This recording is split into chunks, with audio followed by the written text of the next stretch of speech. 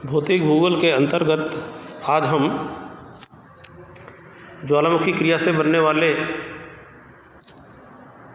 जो स्थलाकृतियाँ हैं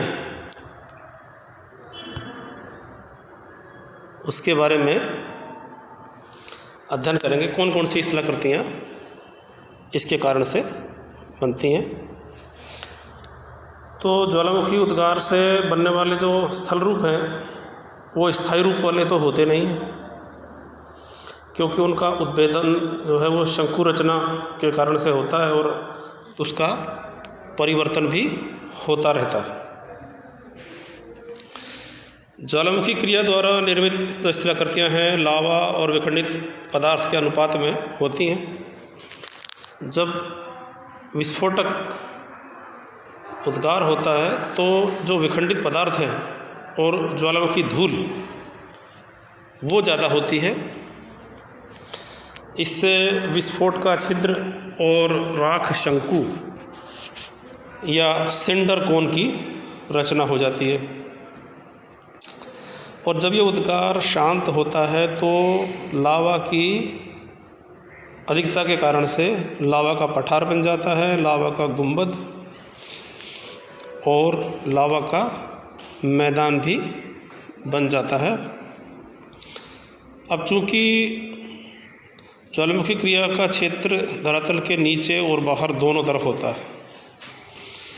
इस वजह से इसके जो स्थल रूप हैं उनको भी दो भागों में मुख्य रूप से बांटा जाता है,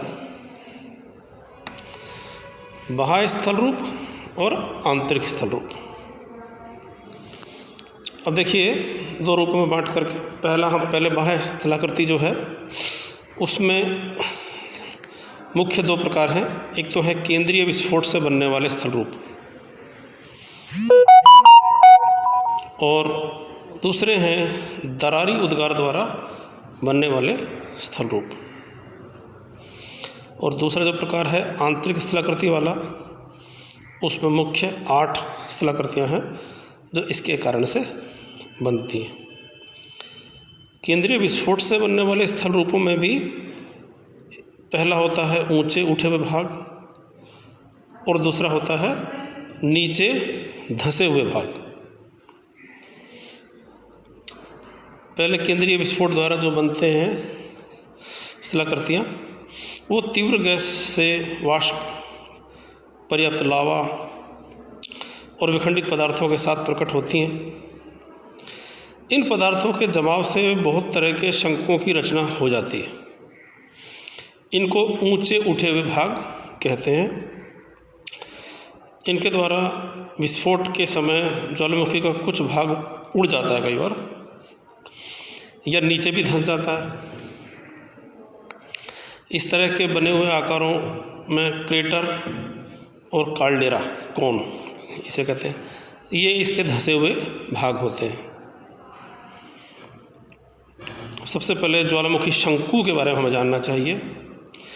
पहला होता है इसमें से सिंडर शंकु। सिंडर कोन या शंकु ये कम ऊंचे शंकु होते हैं और इसके निर्माण में ज्वालामुखी धूल और राख और विखंडित पदार्थों का सहयोग रहता है। धीरे धीरे इस शंकु का आकार बढ़ता है पदार्थों के साथ। तरल पदार्थों का इसमें कोई योगदान नहीं रहता है। कभी कभी इसके विस्तार और वृद्धि की गति इतनी तेज होती है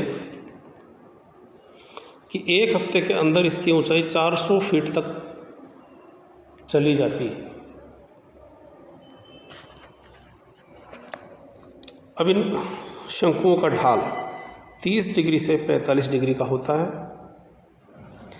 बड़े बड़े विखंडित पदार्थ क्रेटर के पास 40 डिग्री से 45 डिग्री के ढाल पर होते हैं और जो महीन पदार्थ हैं वे राख जैसे सतह के पास वो क्रेटर से दूर होते हैं।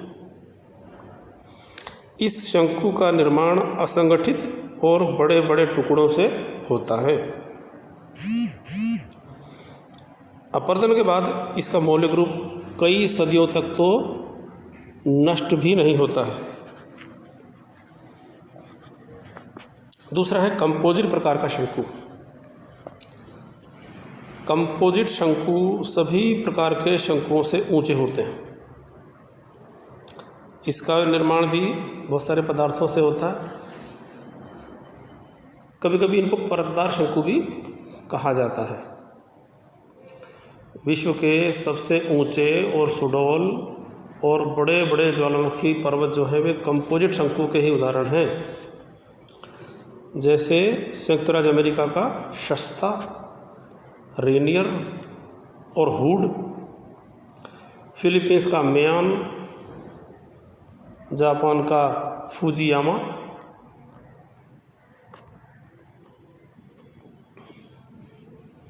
इन शंकुओं का जो निर्माण है वो लावे से, विघटित पदार्थ के परत के बारी बारी से जमा होने से होता है। और इस प्रकार से ये जो लावा है वो विखंडित पदार्थों के संगठन में संयोजक का काम करता है, यानी जोड़ने का काम करता है।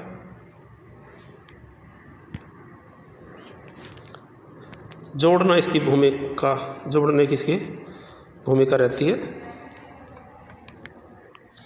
ज्वालामुखी से निकलने वाले पदार्थ एक तरह से शंकु में सम्मिलित होते हैं और इस शंकु का ऊपरी जो भाग है वो लावा से ढका हुआ होता है। अपरदन ज़्यादा इसका हो नहीं पाता। फिर एक शंकु है परपोषित प्रकार का शंकु। जब ज्वालामुखी शंकु का बहुत ज़्यादा विस्तार हो जाता है तो उसके फटने से ज्वालामुखी को मुख्य द्रोणी या नली से छोटी छोटी उपशाखाएं निकल जाती हैं। इसी को परपोषित शंकु कहा जाता है।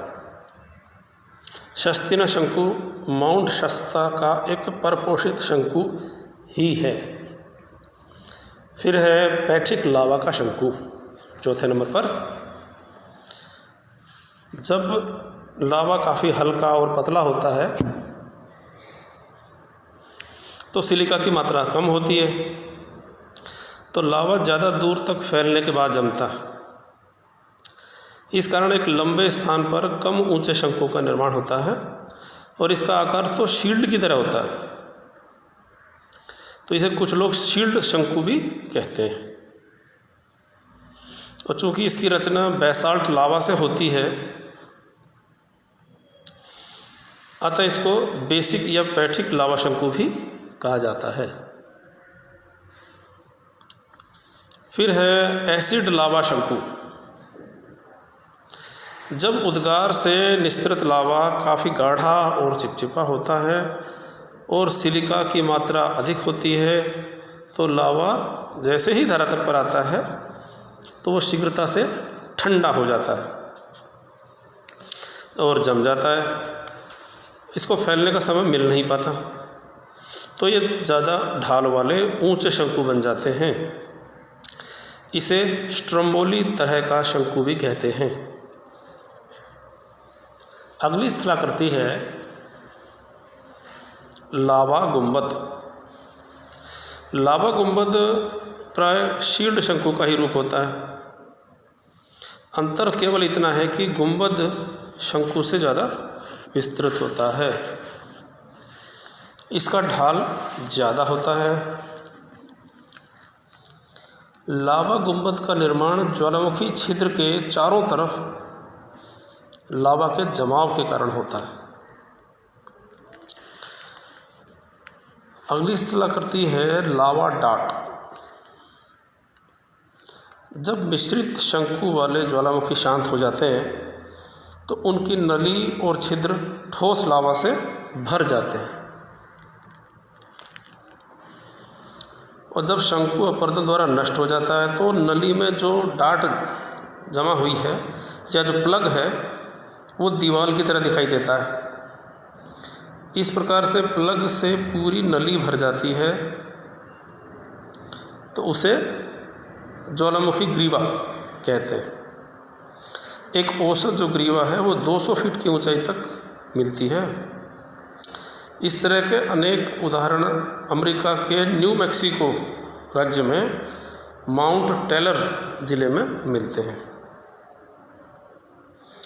इस ग्रीवा का जो व्यास है वो 1000 से 2000 फीट तक हो सकता है।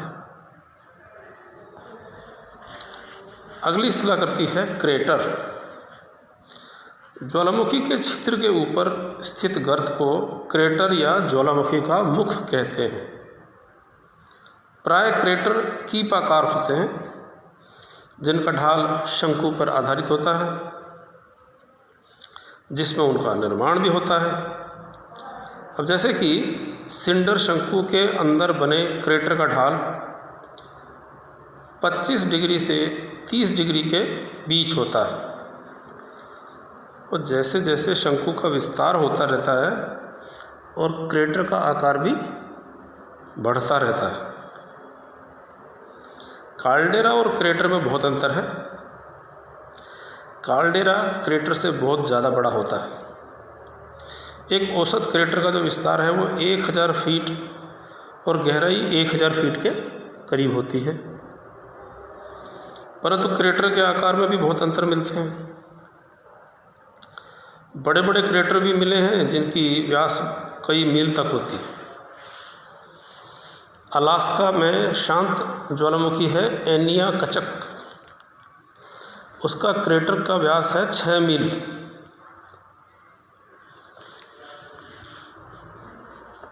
अब क्रेटर लेक इसे काल्डेरा कहते हैं। क्रेटर में जब जल भर जाता है, बारिश का पानी भर जाता है, तो इसको क्रेटर झील की रचना हो जाती है। फिर काल्डेरा शब्द का वैसे उपयोग विद्वानों ने इस अर्थ में कम किया है। उनका कहना है कि जब क्रेटर धंस जाता है तो बहुत बड़ा रूप ले लेता है, और उसी को इन्होंने काल्डेरा का नाम दे दिया। तो बहुत बड़ा काल्डेरा होता है वो सुपर काल्डेरा उसको कहा जाता है। फिर दूसरी है दरारी उद्गार वाली स्थलाकृति। ज्वालामुखी के दरारी उद्भेदन से लावा एक लंबी दरार के सहारे धरातल पाता है। तरल होने के कारण जल्दी जल्दी धरातल के ऊपर फैल जाता है। ये लावा की मोटी या पतली चादर बिछ जाती है, और लावा के क्रमिक प्रवाह के साथ लावा की अनेक चादरों का विस्तार हो जाता है, और प्रत्येक लावा परत की गहराई 20 फीट से 100 फीट तक होती है। और बच्चों, अब हम जानेंगे आंतरिक स्थलाकृतियाँ कौन कौन सी हैं। तो इसमें प्रमुख तो हैं batholith, laccolith, lopolith, phacolith, dyke, sill और शीट।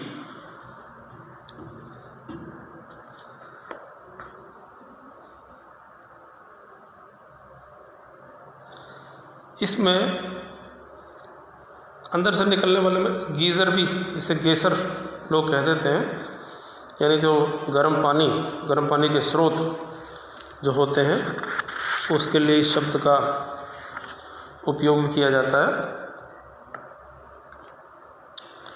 और ये भी बहुत महत्वपूर्ण है, कई जगहों पर हमारे देश में भी गर्म पानी के स्रोत मिलते हैं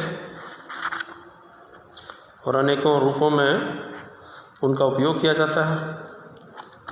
उनको औषधीय माना जाता है कि ये औषधीय, इसमें गंधक चूँकि मिला होता है तो उसके गुण जो होते हैं उसका उपयोग इस रूप में भी किया जाता है। अब आंतरिक रूप में मिलने वाली जो स्थलाकृतियाँ हैं उनमें सबसे पहले लेते हैं बैथोलिथ को। तो बैथोलिथ तो लंबे, असमान और उभरे हुए आग्नेय शेल के आकार के होते हैं, और ये गुंबद के आकार के होते हैं। किनारे तो इसके खड़े ढाल वाले, आधार तल ज़्यादा गहराई वाला। अपर्दन से इनका ऊपरी भाग दिखाई देता है लेकिन आधार दिखाई नहीं देता। खासकर बैथोलिथ जो है वो ज्वालामुखी का उद्गार होता है, वहाँ पर मिलता है। रांची का जो पठार है उसके ऊपर बैथोलिथ मिलते हैं। इन्हें रांची बैथोलिथ भी कहा जाता है। दूसरा है लैकोलिथ। लैकोलिथ मैग्मा निर्मित एक वृहद आकार है। इसका रूप उत्तल ढाल के रूप में होता है और परतदार चट्टानों के बीच में ये मिलता है। जब लावा निकलता है तो गैसों की ताकत से परतदार शैल की जो ऊपरी परत है वो बदल जाती है। ये बैथोलिथ किसी भी चट्टान में बन सकता है, लेकिन लेकोलिथ केवल परतदार चट्टान में ही बनेगा। छोटा नागपुर पठार क्षेत्र में ऐसे बहुत सारे आकार हमें देखने को मिलते हैं। तीसरा है फैकोलिथ। ये मोड़दार पर्वतों की अपनति और अभिनति, इसमें मैग्मा का जमाव हो जाता है और इस तरह से बनी हुई आग्नेय शैल को फैकोलिथ कहा जाता है। चौथा है लोपोलिथ। लोपोलिथ ये जर्मन भाषा का शब्द है लोपास। इसका तात्पर्य है कि एक छिछली बेसिन। जब मैग्मा का जमाव धरातल के नीचे अवतल आकार वाली छिछली बेसिन में होता है, इसे लोपोलिथ कहा जाता है। पांचवा है सिल। सिल परत के रूप में आग्नेय शैल के समूह होते हैं। जब मैग्मा का प्रवाह होता है तो मैग्मा का जमाव परतदार और रूपांतरित शैलों की परतों के बीच में होता है। मौलिक चट्टान की परतों के समानांतर इसकी स्थिति होती है। जब इस जमाव की मोटाई ज़्यादा होती है तो इसे सिल कहते हैं, परंतु पतली जो सिल है उसको शीट कहा जाता है। ये सिल की जो मोटाई है कुछ सेंटीमीटर से लेकर कई मीटर तक होती है। फिर है डाइक। तो बच्चों डाइक ये सिल की तरह से ही होती है, लेकिन ये अपेक्षाकृत लंबी और पतली होती है। सिल और शीट के विपरीत ही जो डाइक है परतों से लंब के रूप में पाई जाती है और वास्तव में डाइक एक दीवार की तरह से आग्नेय शैल का ही रूप आंतरिक है। मोटाई में अगर देखें तो डाइक कुछ सेंटीमीटर से सैकड़ों मीटर तक मिलती है। इसकी लंबाई कुछ मीटर से लेकर कई किलोमीटर तक होती है। कुछ आग्नेय शैल और समीपवर्ती शैलों के ज़्यादा कठोर होती है और कुछ डाइक तो वैसे मुलायम भी होती हैं। डाइक अनेक अवस्थाओं में जाकर के तैयार होती है, बनती है। अब उद्गार से बनने वाले जो रूप हैं उनमें देखेंगे कि उद्गार तो बहुत तेज़ गति से ही होता है और इनका आकार और प्रकार का जो पदार्थ है बड़ी ऊंचाई तक चले जाते हैं। चट्टानों के बड़े बड़े टुकड़े जो होते हैं उन्हें बम कहा जाता है। उनसे छोटे भाग को लैपिली कहते हैं और बहुत महीन कण ज्वालामुखी धूल कहे जाते हैं। इस तरह छोटे भाग लैपिली और जब बारीक पदार्थों का जो जमाव है जल में उसे टफ कहा जाता है। बड़े और छोटे कणों के मिश्रित भाग को ब्रेसिया या आग्लोमेरेट शैल कहा जाता है।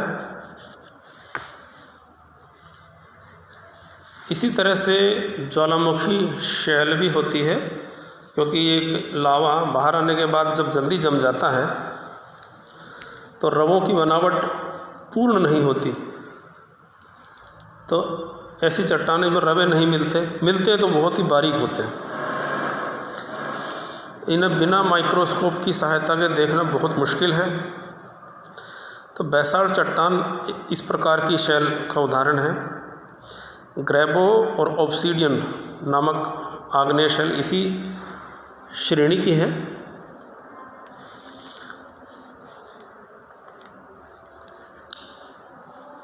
अगली स्थलाकृति में लावा का प्रवाह से बनने वाली चीज़ है। जब बार बार लावा का प्रवाह होता रहता है तो एक चादर के ऊपर चादर बनती रहती है। एक चादर के ऊपर दूसरी चादर का जमाव हो जाता है तो लावा की मोटाई बढ़ती है, क्योंकि परतों के बीच में विभाजक रेखा तो होती नहीं। वो ये क्रमिक रूप से अगर देखें अमेरिका के पश्चिम में तो लावा प्रवाह से निर्मित शैल का विस्तार 1 लाख वर्ग किलोमीटर में है और चट्टान की जो गहराई है 2000 से 5000 फीट के बीच मिलती है। पूरे इलाके में देखें तो लावा की 20 परतें बनी हुई हैं। प्रायद्वीपीय भारत में देख लें तो पश्चिमी भाग में 3 लाख वर्ग मील में ऐसा जमाव पाया जाता है, मिलता है। तो बहुत सारे स्थलाकृतियाँ इससे बनने वाली जो कि आग्नेय प्रकार की शैलों में से बनती हैं, जो कि ज़मीन के नीचे से बाहर आकर के अपना रूप दिखाती हैं। तो बेसाल्ट से बनने वाली चट्टानें, जो ग्लासी बेसाल्ट भी इसको कहा जाता है कई बार, और आग्नेय प्रकार की शैल है ये, ऐसा आप इसके बारे में जानते ही हैं। ज्वालामुखी से बनने वाले एक मेसा प्रकार की आकृति भी है। ये बेसाल्ट का जो लावा है ये इसकी शैल टोपी के समान जब दिखाई देने लग जाती है तो इस प्रकार की आकृति को मेसा कहा जाता है। अब मेसा जो है एक स्पेनिश शब्द है, इसका शाब्दिक अर्थ है टेबल या मेज। तो चूँकि मेज के समान दिखाई देने लग जाता है तो इसे मेसा कहा जाता है। और जब बहुत छोटे आकार के जो मेसा होते हैं उन्हें बूटी कहा जाता है, बूटी। और कभी कभी ऊपर स्थित कमज़ोर चट्टान में लावा प्रवेश कर जाता है और लंबे सकरे लंब के रूप में, और लावा का जो ऊपरी भाग है वो बूटी के रूप में दिखाई देने लग जाता है। तो इस प्रकार की जो बूटी है उसको ज्वालामुखी बूटी कहा जाता है, ज्वालामुखी बूटी। इस प्रकार से ज्वालामुखी के आंतरिक में रहने से और ज्वालामुखी के बाहर निकल जाने से अनेक प्रकार की स्थलाकृतियाँ रूप लेती हैं, जो मनुष्य के अलग अलग स्टेजेस में उपयोगी भूमिका भी निभाती हैं।